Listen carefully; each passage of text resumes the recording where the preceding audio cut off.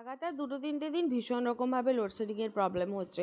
কোনো দিন তো ৫ থেকে ৬ ঘন্টা লোডশেডিং হয়ে গেছে। কাল থেকে লোডশেডিংয়ের কারণে বাড়িতে জল ছিল না। কলসের মধ্যে একটুখানি জল ছিল, সেটাই খেয়ে নিয়ে সকালে খালি পেটে মেডিসিন খেয়ে ব্রেকফাস্ট করে নিয়েছিলাম।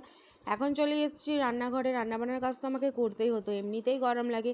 তার ওপরে এই প্রেগনেন্সিতে এত ভীষণ গরম লাগছিল যে রান্না করতে গিয়ে পুরো হাঁপিয়ে উঠেছিলাম। আর এত পরিমাণ যে জল খাচ্ছি সেগুলো যে কোথাও উধাও হয়ে যাচ্ছে সেটাও খুঁজে পাচ্ছি না। তার জন্য ডাব খেলাম আর অনেকগুলো লেবুও কেটে খেলাম।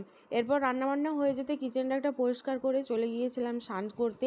এই সময় দেখলাম যে ইলেকট্রিসিটিটা চলেই এসছে, তাই চটজলদি স্নান করে এখানে দুপুরের লাঞ্চটা করছি। ভাবলাম যে শান্তি করে খাওয়া দাওয়া করে একটু দুপুরে ঘুমোবো, কিন্তু তার কি আর উপায় আছে?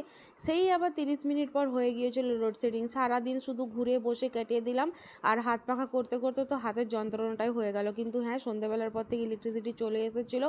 আর এখন আমাদের এই পাশের বোর্ডটা খারাপ হয়ে গেছে, ওটাও ঠিক করা হলো। এখন শান্তি করে একটু ঘুমোবো।